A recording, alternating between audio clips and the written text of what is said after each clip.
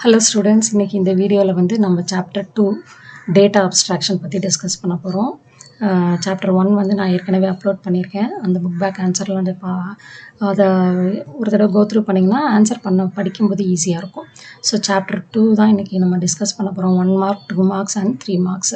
So chapter 2 name என்ன அப்படின்னா data abstraction. So இந்த டேட்டா அப்ஸ்ட்ராக்ஷன்றது நம்ம நம்ம வந்து ஏற்கனவே 11th நீங்கள் இந்த கான்செப்ட் படிச்சிருப்பீங்க. அப்ஸ்ட்ராக்ஷன்னா என்ன அப்படின்னு சொல்லிட்டு. அப்ஸ்ட்ராக்ஷன்னா என்னன்றதை பார்த்துக்கோங்க. இது ஒரு extra question. Process of providing only the essentials and hiding the detail is known as abstraction. தேவையானதை மட்டும் சொல்லிட்டு தேவையில்லாத டீட்டெயில்ஸ் எல்லாம் ஹைட் பண்ணி வச்சா அதுக்கு பேர் தான் அப்ஸ்ட்ராக்ஷன். இது ப்ரோக்ராமிங் தான். டேட்டா அப்ஸ்ட்ராக்ஷன்றது ப்ரோக்ராமிங் லாங்குவேஜில் ரொம்ப ரொம்ப யூஸ்ஃபுல்லாக இருக்கும் நம்ம சாஃப்ட்வேர் டெவலப் பண்ணும்போது. ஸோ தேவையானதை மட்டும் நிறைய டீம் ஒர்க் பண்ணுவாங்க. அப்போ ஒரு டீம் வந்து ஒரு ப்ராஜெக்ட்னா நிறைய டீம்ஸ் இருப்பாங்க, சரியா? அப்போ ஒவ்வொரு டீமும் ஒரு கான்செப்டை இது பண்ணுவாங்க. அப்போ அந்த ஒரு டீம் எல்லா கான்செப்டுமே தெரிஞ்சுக்கணுன்ற அவசியம் இல்லை. இன்னொரு டீமோட கான்செப்டும் இவங்க யூஸ் பண்ணலாம். ஆனால் அதோடைய இன்ஃபர்மேஷன், அதோட லாஜிக் இதெல்லாம் அவங்களுக்கு தெரியணுன்ற அவசியம் இல்லை, ஆனால் யூஸ் பண்ணிக்கலாம். இதுக்கு பேர் தான் அப்ஸ்ட்ராக்ஷன். ஸோ இது வந்து ரொம்ப ப்ரோக்ராமிங் லாங்குவேஜில் யூஸ்ஃபுல்லாக இருக்கும், சரியா? அப்போ இந்த லெசனோட நம்ம 1 மார்க் டிஸ்கஸ் பண்ணலாம். இப்போ ஸோ ஃபஸ்ட்டு வந்து பார்த்திங்கன்னா which are the following function that build the abstract data type. அப்போ இந்த லெசனில் வந்து என்ன டேட்டா டைப் யூஸ் பண்ணுறோம் அப்படின்னா abstract data type, ADT, abstract data type. So functions which build the abstract data typeனா construct அப்படின்ற வார்த்தை ஞாபகம் வச்சுக்கோங்க. So constructor. இந்த டேட்டா டைப்புக்கு நம்ம 2 ஃபங்க்ஷன் யூஸ் பண்ணுவோம். ஒன்று கன்ஸ்ட்ரக்டார், இன்னொன்று வந்து செலக்டார், ஓகேவா? அப்போ பில்டு த அப்ஸ்ட்ராக்ட் டேட்டா டைப்னா constructor. So very important, 2 marks also. Next வந்து which are the following function that retrieve information. அதுக்கு தேவையான வேல்யூஸ் ரெட்ரீவ் பண்ணுறதுக்கு வந்து நம்ம என்ன யூஸ் பண்ணுவோம் அப்படின்னா செலக்டார். ஸோ ரெட்ரீவ் இன்ஃபர்மேஷன்னா செலக்டார். த ஃபங்க்ஷன் பில்டுனா constructor. The data structure which is mutable ordered sequence of element. So mutable ordered sequence of element na list. So list, tuple, class and 3 use define பண்ணிருப்பாங்க இந்த லெசன்ல. So mutable ordered sequence of elements na list. Immutable அதோட opposite. அப்படி இதுவும் sequence of elements தான் இருக்கும் இதில், ஆனால் இம்மியூட்டபிள்னா not சேஞ்சபிள்னு அர்த்தம், மியூட்டபிள்னா சேஞ்சபிள்னு அர்த்தம். ஸோ இம்மியூட்டபிள்னா tuple. The data type whose representation is known. 2 data type, ஒன்று abstract, இன்னொன்று concrete. Representation is known அப்படின்னா abstract, representation is knownனா concrete. தெரிகிற மாதிரி இருந்ததுன்னா that is called as the concrete data type. Whose representation is unknown அப்படின்னு எழுதியிருந்தனா abstract data type. So whose representation is knownனா concrete. whose represent அடுத்த கொஸ்டின் அதே கேட்டிருக்காங்க. அப்புறம் whose representation is unknown. So knownனா concrete, unknownனா abstract. which are the following is compound structure. எது compound இதில் அப்படின்னா pair தான் compound structure. அடுத்தது bundling 2 values together into 1. So bundling எப்பவுமே 2 இதை பேக் பண்ணாலே உங்களுக்கே தெரியும். இட் இஸ் நார்மல் இங்கிலீஷில் இருக்கிற மாதிரி தான் பேர். ஸோ பேர் ஆஃப் சாக்ஸ் அப்படின்னா 2 சாக்ஸ்ன்னு அர்த்தம். ஸோ பண்ட்லிங் 2 வேல்யூஸ்னாலே pair. Which are the following allows to name the various parts of a multi item object. Various parts of multi ஐட்டம்னாலே class. So tuple, list, class இது 3 தான் இந்த லெசனில் நம்ம பார்ப்போம். டேட்டா டைப்ஸ் இதெல்லாமே. லிஸ்ட்டுன்றது ஸ்கொயர் ப்ராக்கெட்குள்ளார இருக்கும், டப்பிள்ன்றது பராந்தசிஸில் இருக்கும், கிளாஸஸ் வந்து அந்த மாதிரி ஸ்கொயர் ப்ராக்கெட்டில் தான் இருக்கும். ஆனால் இது வந்து மல்டி ஐட்டம் ஆப்ஸ். இது எல்லாமே சீக்வன்ஸ் ஆஃப் எலமெண்ட்ஸ், ஒரே எலமெண்ட் இருக்கும். இது வந்து different elements of different values டிஃப்ரெண்ட்டாக இருக்கும், சரியா? அதுக்கு பேர் class. So multi item object. Which are the following is constructed by placing expression within square bracket. Square ப்ராக்கெட்னாலே லிஸ்ட்டு, பேராந்தசிஸ்னா டப்பிள், ஓகேவா? ஸோ இப்போ அடுத்தது 2 மார்க்ஸ் அண்ட் 3 மார்க்ஸ் எல்லாம் டிஸ்கஸ் பண்ணலாம்.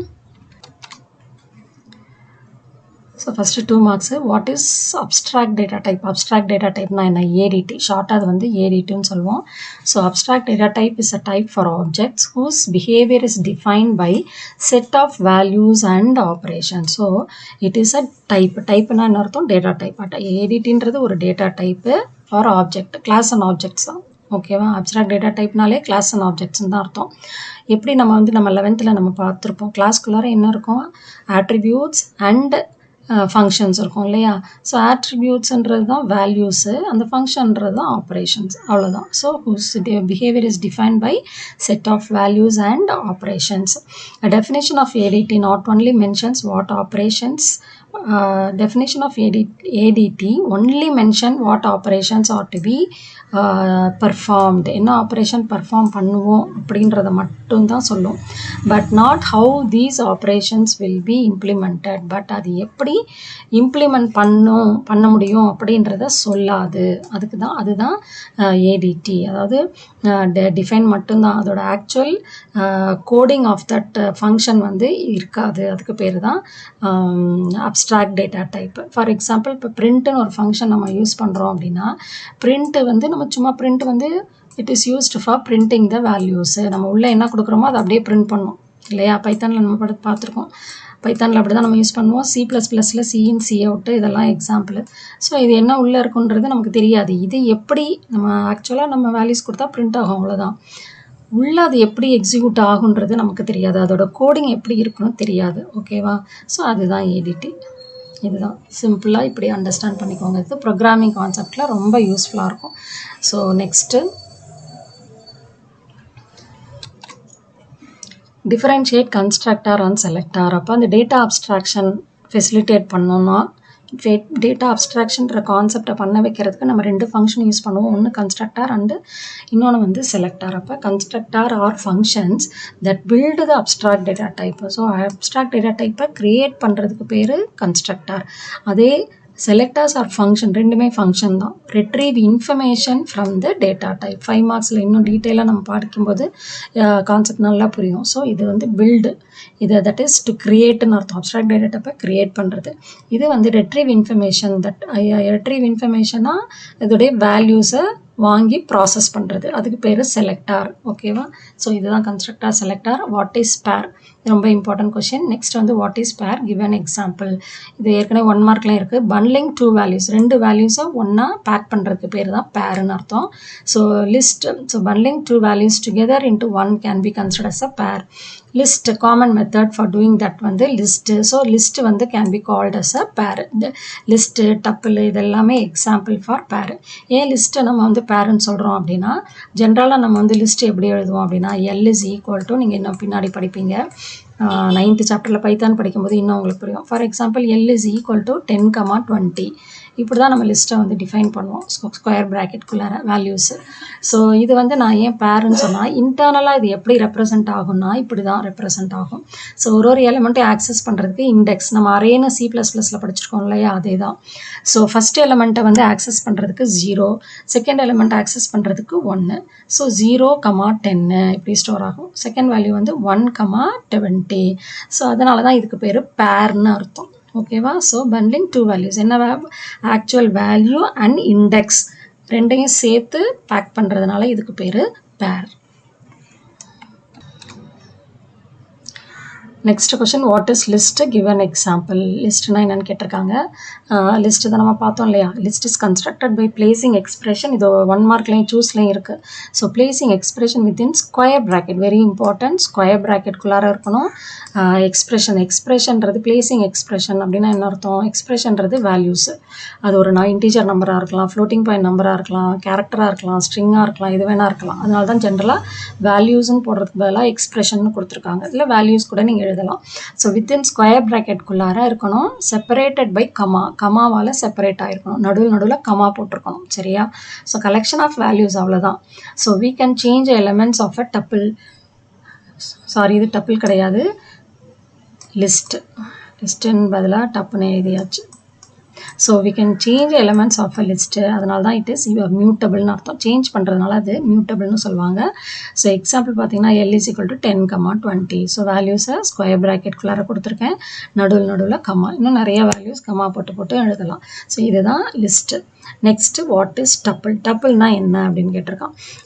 கிவன் எக்ஸாம்பிள் அதே தான். இதுக்கு பதிலாக நம்ம ஸ்கொயர் ப்ராக்கெட்டுக்கு பதிலாக நம்ம parenthesis யூஸ் பண்ணுவோம்.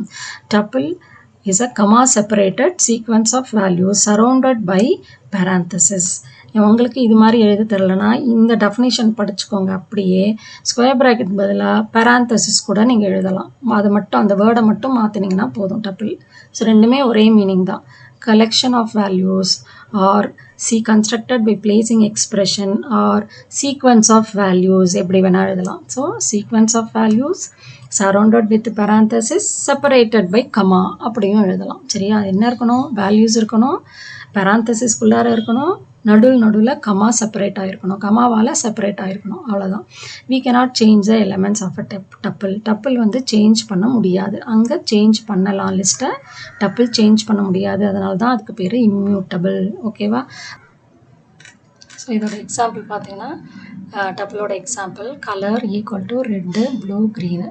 இல்லை 10, 20, 30 அப்படியே கூட எழுதலாம். நம்பர்ஸும் எழுதலாம், parenthesis போட்டிருக்கணும். ஓகேவா? ஸோ நெக்ஸ்ட்டு வந்து 3 மார்க்ஸ் பார்க்கலாம். Differentiate concrete data type and abstract data type. So கான்க்ரீட்டும் அப்ஸ்ட்ராக்டும் உள்ள டிஃப்ரென்ஸ் கேட்டிருக்காங்க. ஸோ ஏடிடி அப்படின்னா கான்க்ரீட் டேட்டா டைப், சிடிடினா ஏடிடினா அப்ஸ்ட்ராக்ட் டேட்டா டைப், சிடிடினா concrete data type. So concrete data type is a data type whose representation is known. அதோட representation தெரிஞ்சதுன்னா, தெரிகிற மாதிரி இருந்ததுன்னா அதுக்கு பேர் concrete. Whose representation is unknown அப்படின்னா அது வந்து அப்ஸ்ட்ராக்ட் டேட்டா டைப். ஓகேவா? ஸோ கான்க்ரீட்னா ரெப்ரசன்டேஷன் known, இது 1 மார்க்லேயே நம்ம பார்த்தோம். அப்ஸ்ட்ராக்ட்னா ரெப்ரசன்டேஷன் வந்து unknown. ரொம்ப சிம்பிளாக சொல்லணும்னா நம்மளுடைய புக்கை எடுத்துக்கோங்க. டெக்ஸ்ட் புக்கில் இண்டெக்ஸ் பேஜ் இருக்கும் இல்லையா? இண்டெக்ஸ் பேஜில் வெறும் சாப்டர் நேம் மட்டும் சொல்லியிருப்போம், பேஜ் நம்பர், அவ்வளோதான். அதுக்கு பேர் தான் abstract data type. Representation unknown, that is எப்படி அந்த கான்செப்ட்ஸ் எல்லாமே இம்ப்ளிமெண்ட் ஆகிருக்கு அப்படின்னு நமக்கு தெரியாது. அதே உள்ளுக்குள்ளார ஒரு சாப்டரும், அந்த புக்கு ஃபுல்லாக பார்த்திங்கன்னா உள்ளுக்குள்ளார ஒவ்வொரு சாப்டரும் கான்செப்டையும் எக்ஸ்பிளைன் பண்ணியிருப்பாங்க. அதுக்கு பேர் கான்க்ரீட் டேட்டா டைப். ஏன்னா ரெப்ரசன்டேஷன் இஸ் known. ஓகேவா? ஸோ இது சிம்பிள் எக்ஸாம்பிள். இது இந்த லாஜிக் தான் ப்ரோக்ராமிங்கில் யூஸ் பண்ணுறாங்க. So concrete data types are structures are direct implementation of a relatively simple concept. ஒரு கான்செப்டை இம்ப்ளிமெண்ட் பண்ணுறதையும் எக்ஸ்பிளைன் பண்ணுறதுக்கு பேர் தான் கான்க்ரீட்டு. அதே அப்ஸ்ட்ராக்ட் டேட்டா டைப் வந்து high level view of a concept independent of its implementation. Implement எப்படி பண்ணணுன்றத சொல்லாமல் கான்செப்டை நேமை மட்டும் எக்ஸ்பிளைன் சொன்னால் அதுக்கு பேர் தான் அப்ஸ்ட்ராக்ட் டேட்டா டைப்பு. ஓகேவா? ஸோ ப்ராஜெக்ட் பண்ணும்போதெல்லாம் இந்த மாதிரி அப்ஸ்ட்ராக்ஷன் இந்த கான்செப்ட் வந்து ரொம்ப ரொம்ப யூஸ்ஃபுல்லாக இருக்கும். இப்போ நெக்ஸ்ட்டு அடுத்த கொஷின் போகலாமா? நெக்ஸ்ட்டு,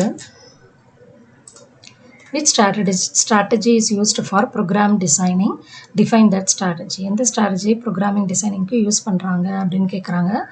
இந்த strategy for designing program is wishful thinking. ஓகேவா? இது வந்து நாட் ஒன்லி இன் ப்ரோக்ராமிங் மட்டும் கிடையாது, சைக்காலஜி எல்லா இடத்துலையுமே இந்த கான்செப்ட் வரும். என்ன அப்படின்னா விஷுவல் திங்கிங்கிறது என்ன அப்படின்னா formation of beliefs and making decision according to what might be pleasing to imagine. நம்ம இமேஜின் பண்ணுறதுக்கு ப்ளீஸிங்காக இருக்கிறத ஃபோக்கஸ் பண்ணி நம்ம ப்ரோக்ராம் பண்ணுறது. ஓகேவா? Instead of appealing to the reality என்னான்னு தெரியாமல் நமக்கு ப்ளீஸ் பண்ணுற மாதிரி டிசைன் பண்ணால் அதுக்கு பேர் தான் விஷுவல் திங்கிங். ஃபார் எக்ஸாம்பிள், நீங்கள் மெயில் அனுப்புகிறீங்க. ஸோ மெயில் அனுப்ப டைப் பண்ணிவிட்டு சென்டு மெயில் போட்டோன்னா ஆட்டோமேட்டிக்காக போயிடும். ஆனால் நமக்கு தேவையில்லை. உள்ளே வந்து சர்வர் எப்படி ஒர்க் ஆகுது, SMTFஸ்னால் என்ன, எந்த கான்செப்ட்டுமே நமக்கு தேவையில்லை. அந்த ரியாலிட்டியை பற்றி நம்ம ஒரி பண்ண போகிறதில்ல. சென்ட் மெயில் கிளிக் பண்ணால் ஆட்டோமேட்டிக்காக மெயில் சென்ட் ஆகிடும். ஸோ இதுக்கு பேர் தான் visual thinking concept. Okay, not worrying about the reality. Okay, so next, எல்லாமே தெரிஞ்சு பண்ணோன்னா டெவலப்மெண்ட் ஆஃப் ப்ரோக்ராம் வந்து ரொம்ப டைம் எடுத்துக்கும். அதனால தான் இந்த மாதிரி கான்செப்ட் எல்லாம் கொண்டு வந்திருக்காங்க. So third question, identify which are the following are constructor and selector. இது கன்ஸ்ட்ரக்டர், இது செலக்டர்னு கண்டுபிடிக்க சொல்லியிருக்காங்க. ரொம்ப ஈஸியான கான்செப்ட். இப்போ பாருங்க, identify which are constructor and selector. First one, n1 colon equal to number. எல்லாமே கன்ஸ்ட்ரக்டர் செலக்டர் ஃபங்க்ஷன் அர்த்தம் இல்லையா? இது வந்து constructor. Next, accept name. It is use to build the abstract. Constructor is use to build the abstract data type. Abstract data டைப்பை create பண்ணுது, அதனால தான் இதுக்கு பேர் கன்ஸ்ட்ரக்டர். ஓகேவா? ஸோ இன்னும் சிம்பிளாக சொல்லணும்னா, ஈஸியாக அண்டர்ஸ்டாண்ட் பண்ணுறதுக்கு என்ன அப்படின்னா, கோலன் ஈக்குவல் டு அப்படின்னு போட்டிருந்தா கிரியேட்டிங்னு அர்த்தம். ஸோ ஈக்குவல் டுன்னு அசைன்மெண்ட் ஆப்ரேட்டர் எழுதியிருந்தா அதுக்கு பேர் கன்ஸ்ட்ரக்டர். எழுதாமல் இருந்ததுன்னா அது செலக்டர். அவ்வளோதான், ஈஸியாக ஞாபகம் வச்சுக்கோங்க. ஸோ அக்செப்ட் நேம் வந்து it is use to retrieve the value வாங்குறதுக்கு தான் இந்த function. So it is selector, இதுவும் செலக்டார். Next, eval is also selector. இது பார்த்தீங்கன்னா கோலன் ஈக்குவல் டு எழுதியிருக்கு, அசைன் பண்ணுது, அதனால இது வந்து கன்ஸ்ட்ரக்டார். நெக்ஸ்ட், டிஸ்பிளேயும் செலக்டார். ஓகேவா? ஸோ ரெண்டு கன்ஸ்ட்ரக்டர். ரெண்டு இடத்துலையும் பார்த்தீங்கன்னா உங்களுக்கு வந்து கோலன் ஈக்குவல் டு எழுதியிருக்கு. ஸோ இங்கேயும் பார்த்தீங்கன்னா கோலன் ஈக்குவல் டு இருக்குது.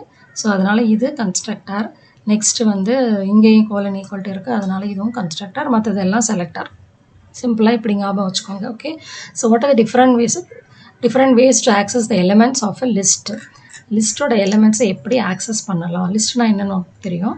ஸோ அந்த ஒரு எலிமெண்ட், அதுக்குள்ளார இருக்கிற எலிமெண்ட்டை நம்ம எப்படி ஆக்சஸ் பண்ணலாம் அப்படின்னா, ரெண்டு method. There are elements of a list can be accessed by using 2 ways. The first method is multiple assignment. First method என்ன அப்படின்னா மல்டிபிள் அசைன்மெண்ட் மெத்தட். இந்த மெத்தட் என்ன பண்ணும் அப்படின்னா, unpacks a list into a element and bind each element to a different name. இது list தான், இதுதான் initialization பண்ணியிருக்கோம். List equal to 10, 20. லிஸ்ட்டில் ரெண்டு வேல்யூஸ் இருக்குது, ஒன்று 10, இன்னொன்று வந்து 10, 20 செப்பரேட்டட் பை கமா. ஓகேவா? இப்போ அடுத்த ஸ்டேட்மெண்ட் என்ன எழுதியிருக்கோம், x, y colon equal to LSTன்னு எழுதிட்டோம். அப்போ என்ன ஆகும், இந்த வேல்யூஸ் இதுக்கு அசைன் ஆகிடும். அப்போ எக்ஸோட வேல்யூ வந்து 10, ஒய்யோட வேல்யூ வந்து 20. ஸோ ஃபஸ்ட்டு எக்ஸ் வந்து ஃபஸ்ட்டு நம்பரை எடுத்துக்கும், ஒய் வந்து செகண்ட் நம்பரை எடுத்துக்கும். இதுக்கு பேர் தான் மல்டிபிள் அசைன்மெண்ட்டுன்னு அர்த்தம். சரியா? ஸோ என்ன பண்ணுது, அன்பேக்ஸ். இப்போ நீங்கள் படித்து பாருங்கள், அன்பேக்ஸ் லிஸ்ட் இன்ட்டு எலமெண்ட். இந்த எலமெண்ட்டை அன்பேக் பண்ணுது. ஒரு எலமெண்ட்டையும் it is binding to different name. 10க்கு எக்ஸ்ன்ற நேம் கொடுக்குது, 20க்கு ஒய்ன்ற நேம் கொடுக்குது. ஓகேவா? ஸோ இதுதான் first method, that is multiple assignment method. இப்போ செகண்ட் மெத்தட் என்னன்னு பார்க்கலாம். So x will become 10 and y will become 20. So இப்போ செகண்ட் மெத்தட் பார்த்தீங்கன்னா, second element selection operator. Second மெத்தடோட நேம் என்னது, எலமெண்ட் செலெக்ஷன் ஆப்ரேட்டர். ஸோ 2 மார்க்ஸில் கேட்டால் அந்த நேம் மட்டும் எதுனாலே ஓகே தான். இது 3 மார்க்ஸு. எலமெண்ட் செலெக்ஷன் ஆப்ரேட்டர்னால் என்ன அப்படின்னா, ஜென்ரலாக நம்ம லிஸ்ட்டில் உள்ள எலமெண்ட்ஸை எப்படி ஆக்சஸ் பண்ணுவோம் அப்படின்னா, இண்டெக்ஸ் யூஸ் பண்ணி தான் ஆக்சஸ் பண்ணுவோம். ஓகேவா?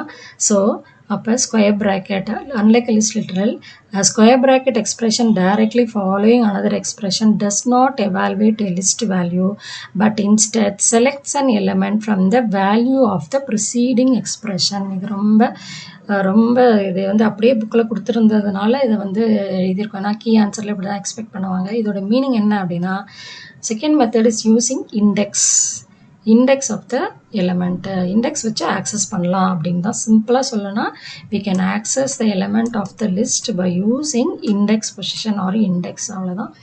இண்டெக்ஸ் வந்து ஆல்வேஸ் ஸ்டார்ட்ஸ் ஃப்ரம் 0லேருந்து ஆரம்பிக்கும். அப்போ ஃபஸ்ட் எலிமெண்ட் எப்படி ஆக்சஸ் பண்ணலாம் அப்படின்னா, LST of 0 value is 10. Second element வந்து 20. அதை எப்படி ஆக்சஸ் பண்ணலாம், LST ஆஃப் 1. இன்னொரு எலிமெண்ட் இருந்ததுன்னா LST ஆஃப் 2. இப்படி தான். ஓகேவா? ஸோ உள்ளே இருக்க அதை இங்கே நீங்கள் திருப்பி படிச்சிங்கன்னா இப்போ புரியும்.